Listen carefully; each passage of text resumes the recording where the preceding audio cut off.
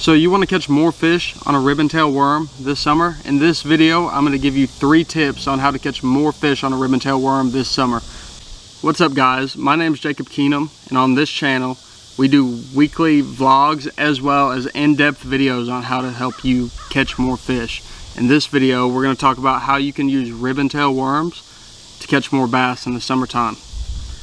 If you like the content, go check out some of my videos, and if I can provide you some value in any way, subscribe to the channel and stay tuned for the future videos. But for now, we're going to dive right on in with big worms. So big worms are some of my favorite ways to catch bass in the summertime, especially ribbon-tail worms. They produce numbers and big fish in the summertime. So I'm going to give you 3 tips that you can use to catch more fish in the summertime with these baits that I've learned over the years, that hopefully can help you as well. So first, I want to talk about rate of fall, right? Everyone knows about rate of fall. If you don't, it's going to be the speed that your bait falls through the water column with a particular size weight to, bait size ratio. So rate of fall can be really important in a lot of scenarios, such as flipping dock pylons with a big worm, flipping timber, also fishing brush pile. Really, anywhere where fish can be suspended, rate of fall is very important most of the time, and not every day. It's not, it's not cut and dry. It's not every time, but it can very often be the difference between catching 1 fish in a day and catching 5 or 10 fish in a day. So you really have to dial in, kind of figure out what they want. I like to start heavy because it's, the easiest to fish. You can feel it best, and you can cover more water quickly. But if it does get tough, it really helps if you can go down from, maybe start at a half and work your way all the way to down as light as an 1/8. Really is as light as I'll go. Even fishing out in 10-15 foot of water, I've had to throw an 1/8 ounce weight on a big worm to get more bites than I would otherwise. Next, I want to talk about the retrieve. I'm sorry about this truck passing by. A little bit of noise, but it'll pass soon. But next thing I want to talk about is the retrieve of the bait. And there's several ways you can fish a big worm. I've caught fish on a worm stroking it, also dragging on bottom, as well as flipping straight up to vertical structure and letting it fall down the side of it and catching those suspended fish.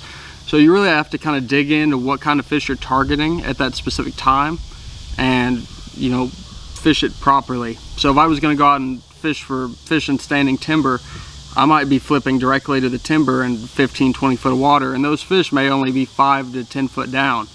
So I wouldn't want to throw it past the tree, drag it through, because I'd never get my bait in front of those fish because they're 10 foot up in the water column.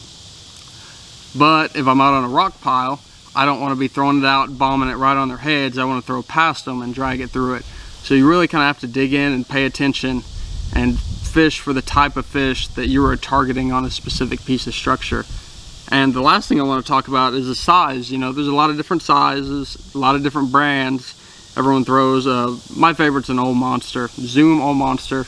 Also, Zoom makes a good selection of ribbon-tail worms. They got a Mag 2 9-inch, the Old Monster 10.5 inch, and then I think this is an Old Monster as well. It's 12 inches, and there's a time and a place for each of these baits, right?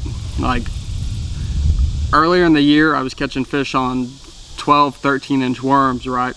And just recently, a few weeks ago, I got down where I was throwing a 9, and that's all I could get bit on. So you really kind of have to go back and forth between all your options and see what they're biting the best, because it can really be day to day, year to year, month to month, whatever you'd like to say, what they want to bite. And I often like to go with the bigger worms at the start of the year when the fish are moving out fresh, and you can really target some of those fish that are very aggressive and the immediate post spawn. But also, this bait can work all the way through the end of the year. I mean, you'll throw this bait through October, November and still catch fish that are offshore with it.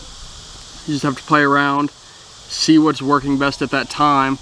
And you can also change sizes when you're catching numbers of fish and not the quality you want to catch. So I'm throwing this 10-inch and I'm getting 1 3-pounder and 10 little ones. Then I might go up to this 12-inch and I might catch a couple more big ones and a few less small ones. So you really have to know the group of fish you're fishing for before you can make those kind of adjustments. But once you find them, it can be the difference between a 12 and a 20-pound day. So you really have to pay attention to those small details. And I'm going to throw in a bonus tip for you guys that not a lot of people talk about. It's about, you know, throwing these big worms shallow in the summertime, not just out on timber, not in brush piles, not on rock piles, but fishing in these baits in as little as 6 inches of water in the backs of the pockets where there's resident fish, as well as the first fish that move back into the pockets in the fall. You know, once people start getting shallow at the end of the year, they tend to go back to that beaver style bait, jigs, things like that. And you can really go back and dominate the people that are around you throwing these 10 and 12-inch worms, because no one's throwing them, and it's a big bait, and you can go fish isolated structure back in pockets, catch those fish that are a little more territorial, that maybe own a stump, and catch those fish when other people are moving by them. So that's 3 tips plus a bonus tip for you guys of how to catch more fish on ribbon-tails worms in the summer. If you like this video, make sure to like it, drop a comment on any other videos that you would like me to put out, in-depths, challenges, anything like that. And if you've got some value out of this video, subscribe to the channel, because we will have more content coming like this forever until YouTube dies. So I hope you guys enjoyed the content. Go ahead and subscribe to the channel, and I'll catch you guys on the next one.